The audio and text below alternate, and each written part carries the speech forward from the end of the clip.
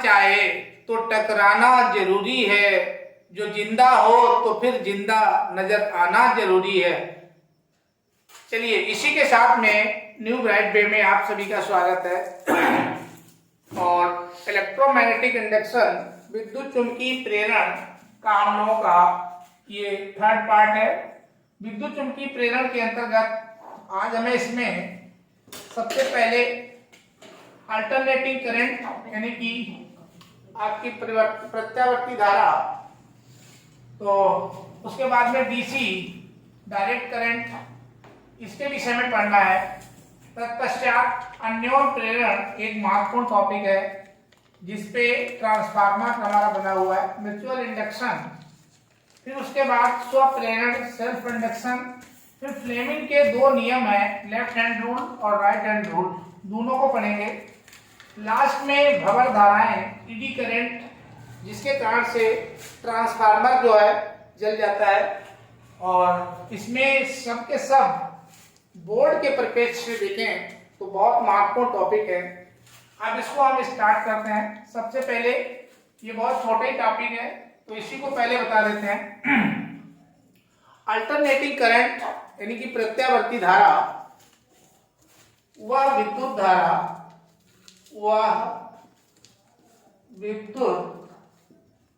धारा जिसका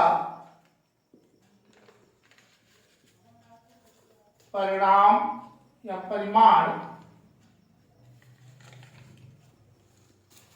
परिमाण तथा दिशा दोनों समय के साथ आवर्त रूप से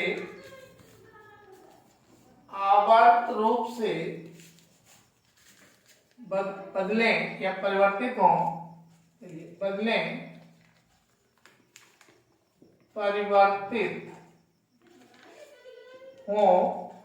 तो उसे प्रत्यावर्ती धारा, शॉर्टकट में एसी कहते हैं। अब प्रत्यावर्ती धारा यानी जो एसी करंट है, इसमें तो प्रत्यावर्ती धारा कौन सी धारा? वह विद्युत धारा जिसका परिमाण तथा दिशा दोनों समय के साथ आवर्त रूप से परिवर्तित हो उसे प्रत्यावर्ती धारा कहते हैं। उदाहरण के लिए घरों में प्रयुक्त विद्युत धारा, तो हमारे घरों में जो विद्युत धारा प्रयोग की जाती है वह प्रत्यावर्ती ही होती है, एसी होती है, नंबर एक। दूसरे आपकी जनरेटर या जनित्र से उत्पन्न विद्युत धारा, तो ये तीसरी एसी मेंस से उत्पन्न धारा। तो एसी में ये सारी धाराएं अल्टरनेटिंग होती हैं, उसके एग्जाम्पल हैं। यदि इसका फिगर बनाने के लिए आता है तो आप निश्चित रूप से ये इसकी डायरेक्शन को दिखाएंगे। यहाँ पे शून्य है, कंडीशन में है, ये एक बार मैक्सिमम उठेगा, फिर मिनिमम जाएगा, फिर मैक्सिमम, फिर मिनिमम, फिर मैक्सिमम, और ये ग्राफ ऐसे ही चलता रहता है। यहाँ पे ये मैक्सिमम करंट हो गई लेकिन ये पॉजिटिव है, फिर ये मैक्सिमम हुई करंट लेकिन ये मिनिमम है, नेगेटिव है। यहाँ पे शून्य, यहाँ पे शून्य, तो दो बार शून्य होती है एक साइकिल में, फिर मैक्सिमम, फिर मिनिमम, इधर मैक्सिमम। तो इस टाइप से ये चलती रहती है। तो यहाँ पे देखें, यहाँ पे इसकी डायरेक्शन ये है, यहाँ पे इसकी डायरेक्शन इधर को हो गई। तो इसकी दिशा और परिमाण दोनों ही बदलते रहते हैं समय के साथ पीरियोडिकली, लेकिन एक निश्चित समय बाद फिर से उसकी पुनरावृत्ति होती है। तो ऐसी धारा को एसी धारा कहते हैं। ये आपका एसी धारा का एग्जाम्पल है, एसी धारा का एग्जाम्पल है। तो ये एसी धारा। अब उसके बाद में यहाँ पे दूसरी हेडिंग जो लिखी है डायरेक्ट करंट या डीसी धारा। अब हम लोग इसको जानेंगे कि ये क्या है। चलिए इसको यहाँ पे बता रहे हैं। तो वह विद्युत धारा जिसका परिमाण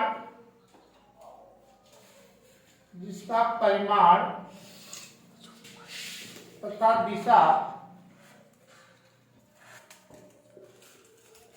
समय के साथ न बदले तो ऐसी विद्युत धारा को डीसी धारा कहते हैं। देखिए न बदले अर्थात नियत रहे, ये लिख सकते हो, न बदले अर्थात नियत रहे।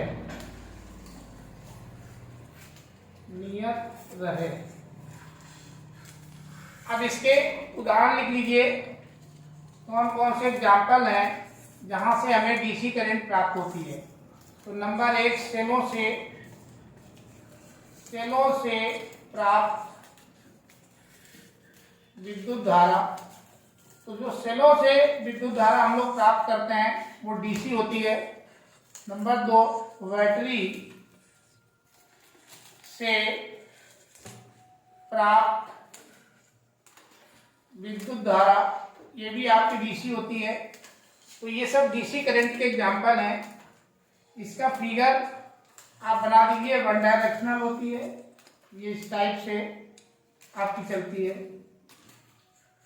ये केवल पॉजिटिव पार्ट को पकड़ती है, ये भी सब पॉजिटिव पार्ट रहते हैं, इसमें निगेटिव नहीं आता है। तो इसका जब सिंपल डायग्राम बनाया जाता है तो ये इस टाइप से रूट को दिखाती है। तो ये डीसी धारा इस टाइप के ग्राफ को प्रदर्शित करती है। तो यही है आपकी डीसी विद्युत धारा। तो ये डीसी विद्युत धारा का फिगर है। वह विद्युत धारा जिसका परिमाण तथा दिशा समय के साथ न बदले अर्थात नियत रहे तो ऐसी विद्युत धारा को डीसी धारा कहते हैं। और ये हमें सेलों से प्राप्त होती है, बैटरी से प्राप्त होती है, जबकि जो अल्टरनेटिंग है इसका परिमाण और दिशा दोनों ही देखिए बदलते रहते हैं पीरियडिकली।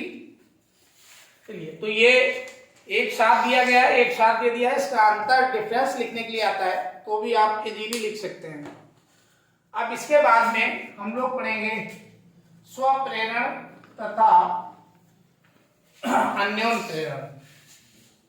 चलिए इसके बाद में सेल्फ इंडक्शन यानी स्वप्रेरण और अन्योन प्रेरण म्यूचुअल इंडक्शन, इनको समझते हैं। ये क्या है, देखिए ये एक कॉइल है,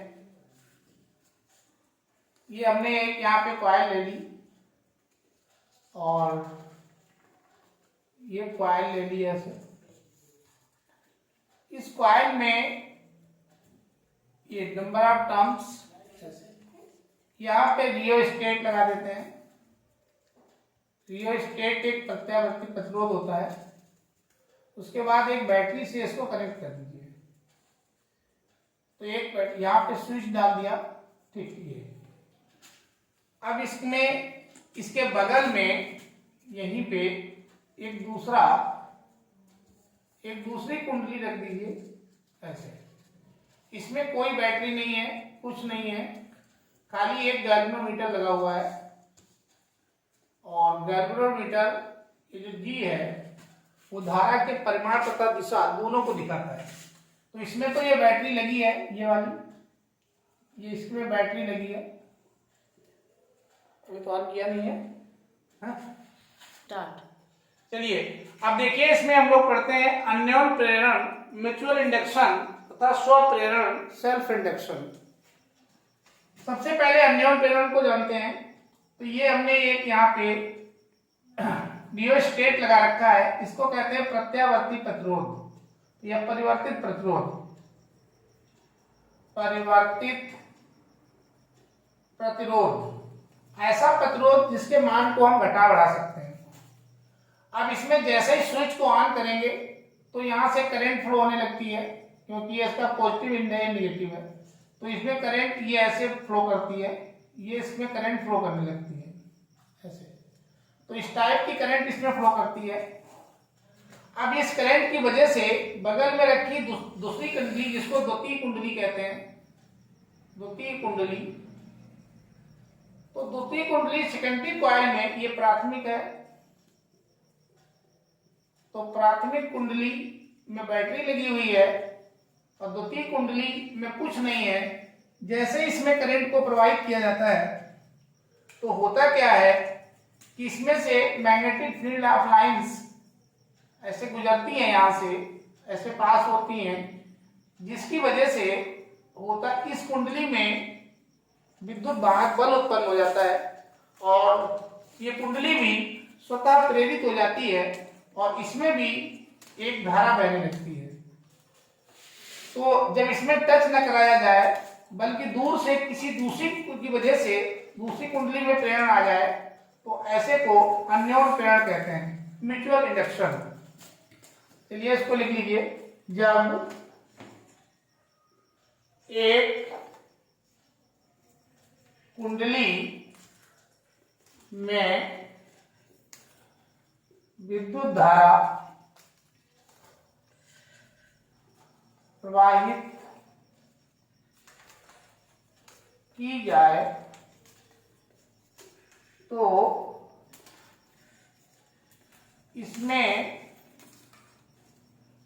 धारा के मान में परिवर्तन करने से, इसमें परिवर्तन करेंगे तो फ्लक्चुएशन होगा, करने से पास में स्थित द्वितीय कुंडली में स्वयं द्वितीय कुंडली में एक विद्युत वाहक बल उत्पन्न हो जाता है, क्योंकि इसमें फ्लक्चुएशन हुआ, उत्पन्न हो जाता है, जिसके कारण उसमें दूसरी कुंडली में एक प्रेरित धारा बहने लगती है और इसमें जो धारा बहने लगती है ये लेंज के नियम का पालन करती है। तो इस तरीके से जब इसमें कोई करंट जैसे फ्लो करते हैं और इसके मान में परिवर्तन करते हैं तो इसमें फ्लक्चुएशन होता है और फ्लक्स में परिवर्तन होने से इसमें विद्युत वाहक बल उत्पन्न हो जाता है ईएमएफ, और उस ईएमएफ के कारण इसमें करंट बहने लगती है। जो कि प्रेरित धारा बहती है वो प्रेरित धारा, और इसी क्रिया को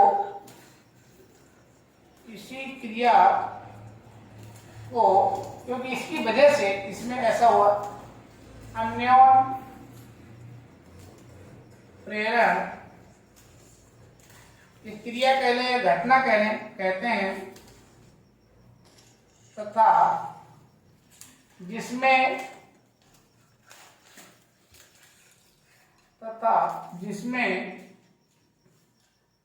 विद्युत धारा या विद्युत वाहक बल, जिसमें विद्युत वाहक बल उत्पन्न होता है उसे द्वितीयक कुंडली, और जिसमें विद्युत धारा बहाई गई, जिसके कारण से जिस कुंडली के कारण उत्पन्न हुआ उसे प्राथमिक कुंडली कहते हैं। तो जिसकी वजह से, इसकी वजह से इसमें उत्पन्न हुआ, तो ये प्राथमिक कुंडली है, ये ध्यान रखिएगा, ये प्राथमिक कहलाएगी, प्राथमिक कुंडली। और जिसमें उत्पन्न हो जाता है वो द्वितीय कुंडली। और यही क्रिया ट्रांसफार्मर में होती है। तो अन्योन्य प्रेरण का जो सबसे बढ़िया उदाहरण है, इसका जो एग्जाम्पल है वो है ट्रांसफार्मर। तो ट्रांसफार्मर इसका सबसे बेहतर एग्जाम्पल है। अब आते हैं और इसमें सीखते हैं स्वप्रेरण। एक इसमें कुंडली ले लीजिए, एक इसमें हमने ये बैटरी लगा दी, ये स्विच डाल दिया इसमें, और ये नेगेटिव पार्ट, ये पॉजिटिव। जैसे इसका स्विच ऑन करेंगे इसमें करंट बहेगी, और ये करंट इस तरीके से फ्लेमिंग के राइट हैंड रूल के आधार पे ये ऐसे चलेगी, ये इसमें ऐसे करंट बहेगी। जैसे इसमें करंट बहती है और यहाँ पे करंट को कम ज्यादा करते हैं, फ्लक्चुएशन करते हैं, यहाँ पर रियोस्टेट एक लगा दीजिए, तो इसमें एक प्रेरित धारा बहने लगती है, उसकी डायरेक्शन ठीक अपोजिट रहती है, प्रेरित धारा। तो इसमें एक प्रेरित धारा बहने लगती है, और प्रेरित धारा की डायरेक्शन इसके ठीक जो मेन करंट है उसके अपोजिट रहती है। अब यहाँ पे कोई दूसरी कुंडली नहीं है, जिस कुंडली में मेन करंट बह रही है, यदि उस करंट में या उस धारा को कम ज्यादा किया जाए, परिवर्तन किया जाए, ये तब ऐसा होता है। तो यहाँ पे लिखेंगे, जब किसी कुंडली को हम लोग कॉइल कहते हैं, कॉइल में, कुंडली के या कुंडली में, दोनों बातें लिख सकते हैं, विद्युत धारा के मान में परिवर्तन किया जाता है, तो कुंडली में ही एक प्रेरित धारा बहने लगती है, जो मुख्य विद्युत धारा के विपरीत दिशा में होती है। लेंज के नियमानुसार, लेंज का यही नियम था, लेंज के नियमानुसार, तो लेंज का नियम इसी का पालन करता है। अब इस घटना को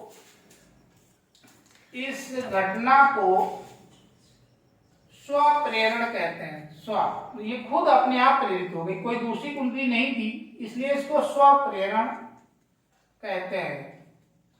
तो ये घटना स्वप्रेरण कहलाती है। और ये अन्योन्य प्रेरण में एक कुंडली की वजह से दूसरी कुंडली में वही काम होता है, विद्युत भार बल उत्पन्न होता है, तो इसलिए इसको म्यूचुअल, इसकी वजह से हुआ तो इसको म्यूचुअल प्रेरण कहते हैं। तो इनमें यदि अंतर लिखने के लिए आता है तो आप इन्हीं फिगर्स को बना करके ये डिफरेंशिएशन को लिख सकते हैं। इसमें यहाँ पे परिवर्तन करने से यहाँ फ्लक्चुएशन होता है, तो इसमें विद्युत धारा प्रवाहित होने लगती है, जबकि इसमें कोई बैटरी या कोई सोर्स नहीं लगा हुआ है। इसमें तो लगा है, लेकिन एक रियोस्टेट है, इसमें परिवर्तन धारा को कम ज्यादा करते हैं, एक रियोस्टेट यहाँ पे भी लगाते हैं, और उस रियोस्टेट की वजह से परिवर्तित प्रतिरोध, तो परिवर्तित प्रतिरोध, इसको रियोस्टेट बोला जाता है। तो इसमें ऐसा होता है। चलिए अब आगे चलते हैं और बताते हैं फ्लेमिंग्स लेफ्ट। चलिए अब इसमें सीखते हैं Fleming left hand and right hand rule, दोनों को एक साथ, क्योंकि जब आप इनको अलग अलग पढ़ते हैं तो इनमें कंफ्यूजन जरूर रहता है, इसलिए हमने दोनों को एक साथ रखा हुआ है। फ्लेमिंग के बाएं हाथ का नियम, यानी कि Fleming left hand rule, Fleming left hand rule, Fleming left hand rule of Fleming right hand rule. Fleming right hand rule. तो Fleming right hand rule आप देखते हैं ये किस लिए हैं और इनका क्या यूज है। देखिए सबसे पहला हम आपको यही वाला बताते हैं, फ्लेमिंग के दाएं हाथ का नियम। तो यहां पे नोट कर लीजिए, फ्लेमिंग के दाएं हाथ, फ्लेमिंग के दाएं हाथ का नियम प्रेरित विद्युत धारा, ये इसका मेन है। तो प्रेरित विद्युत धारा, प्रेरित विद्युत धारा की दिशा ज्ञात करने के लिए प्रयोग किया जाता है। तो इससे प्रेरित विद्युत धारा की दिशा ज्ञात की जाती है। अब कैसे ज्ञात करते हैं ये लिख लीजिए। तो हम अपने दाहिने हाथ को इस तरीके से फैलाए, अंगूठा, तर्जनी और मध्यमा। तो जब हम अपने दाहिने हाथ के अंगूठा, तर्जनी और मध्यमा तीनों को इस तरीके से फैलाए कि तीनों एक दूसरे के परस्पर लंबवत रहें, इनके बीच भी 90 डिग्री का कोण बने, इनके भी 90 बने, इनके भी बीच 90 बने, यानी कि ये इस तरीके से रहे, ये तीनों एक दूसरे पे 90 डिग्री का कोण बनाए। तब क्या होता है, तो इसमें जो ये इधर को आ रही उंगली, जो इस टाइप वाली उंगली, ये जो मध्यमा है, ये प्रेरित धारा की दिशा को दिखाती है, प्रेरित विद्युत धारा की दिशा। तो ये प्रेरित विद्युत धारा की दिशा को दिखाएगी, यानी आई को दिखाएगी। ये वाली जो उंगली है, जो आपकी तर्जनी है, तर्जनी आपकी चुंबकीय क्षेत्र की दिशा को दिखाएगी, चुंबकीय क्षेत्र की दिशा। तो चुंबकीय क्षेत्र की दिशा को दिखाएगी, चुंबकीय क्षेत्र मतलब बी, ये आई। और जो अंगूठा है, अंगूठा चालक की गति की दिशा को दिखाता है। तो अंगूठा चालक की गति की दिशा, तो चालक के गति की दिशा इधर को दिखाता है, इधर को चालक की गति है, यानी बी को दिखाता है। ऐसे ही इसको लिखना भी है कि जब हम अपने दाहिने हाथ की अंगूठा, तर्जनी तथा मध्यमा को इस प्रकार फैलाएं कि तीनों परस्पर मतलब म्यूचुअल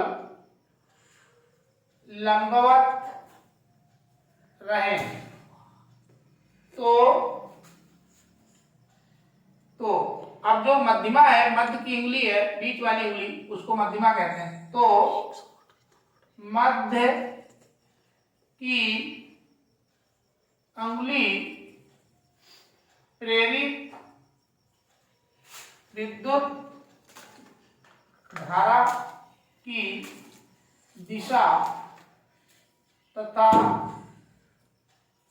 जो तर्जनी है, तर्जनी यानी जो अंगूठे के पास वाली उंगली है, चुंबकीय क्षेत्र की दिशा और अंगूठा चालक की गति की दिशा, चालक के गति की दिशा को प्रदर्शित करता है, ये फ्लेमिंग ने बताया था। तो यहाँ पे ये चीज ध्यान रखनी है कि जब हम ऐसे इसको फैलाएंगे तो अंगूठा चालक के दिशा को, ये प्रेरित धारा की दिशा जो मेरी तरफ आ रही है वो करंट, और जो ये चुंबकीय क्षेत्र की दिशा को दर्शाता है। फ्लेमिंग ने ऐसे ही लेफ्ट हैंड रूल में, तो जब किसी चुंबकीय क्षेत्र में, जब किसी चुंबकीय क्षेत्र में कोई धारावाही चालक में धारा बहती है तो चालक पर एक बल लगता है जिसे फ्लेमिंग के, यहाँ पे रहने दीजिए, यहाँ लिखेंगे, बाएं हाथ के नियम के द्वारा लगता है, जिसे फ्लेमिंग के बाएं हाथ के नियम के द्वारा ज्ञात किया जाता है। यानी जो चालक पर एक बल लगता है जिसकी दिशा को, जिसे या जिसकी दिशा, डायरेक्शन को फ्लेमिंग के बाएं हाथ के द्वारा ज्ञात किया था। अब जो अंगूठा है ये बल की दिशा को दिखाएगा, और जो इंगली ऐसे करके हम लोग फैलाएंगे इसको, तो इंगली जो मेरी तरफ आ रही है, ये मध्यमा, ये आपकी करंट की दिशा को दिखाता है, विद्युत धारा। तो यहाँ पे हम आई लिख दे रहे हैं, आई, ये करंट की दिशा को दिखाएगा, और ये चुंबकीय क्षेत्र की दिशा को दिखाएगा, बी चुंबकीय क्षेत्र, एफ बल, आई धारा। तो वही चीज है कि जब हम अपने बाएं हाथ को इस तरीके से फैलाएं कि तर्जनी, अंगूठा और मध्यमा तीनों परस्पर लंबवत रहें, तो मध्यमा जो है वो विद्युत धारा की दिशा, और ये उंगली तर्जनी चुंबकीय क्षेत्र की दिशा, तो अंगूठा चालक पर लगने वाले बल की दिशा को दिखाता है। यदि अंगूठा तर्जनी और मध्यमा यानी मध्य की उंगली तीनों परस्पर लंबवत रहें तो अंगूठा चालक यानी जिसमें करंट बह रही है, चालक यानी तार में लगने वाले बल मतलब एफ, फोर्स, बल की दिशा को तथा तर्जनी विद्युत धारा आई, विद्युत धारा आई की दिशा को, और तो ये, और जो तर्जनी नहीं मध्यमा, ये मध्यमा जो है, मध्यमा मध्य की उंगली विद्युत धारा आई की दिशा को, और तर्जनी चुंबकीय क्षेत्र जिसको बी की दिशा को दिखाती है। यही फ्लेमिंग का बाएं हाथ का रूल है। कहने का मतलब तीनों को इस तरीके से फैलाएं, वही तरीका है कि तीनों एक दूसरे पे लंबवत रहें तो ये जो अंगूठा है ये आपका चालक पर लगने वाले बल की दिशा को, मध्यमा जो है वो विद्युत धारा की दिशा को, और बी जो तर्जनी है अंगूठे के पास वाली वो चुंबकीय क्षेत्र की दिशा को दिखाता है। ये बी यहाँ पे चुंबकीय क्षेत्र है, चुंबकीय क्षेत्र, ये विद्युत धारा है, धारा, ये बल है आपका, लिख दिया है। तो इस तरीके से दोनों में आप अंतर समझ सकते हैं। यहाँ प्रेरित धारा को दिखाया जाता है दाहिने हाथ के नियम से, जबकि बाएं हाथ के नियम से चालक पे लगने वाले बल को दिखाया जाता है। चलिए ईडी करंट अब आपको नेक्स्ट टर्न पे बताएंगे। आज इसको यहीं पे समाप्त करते हैं। Thank you for watching.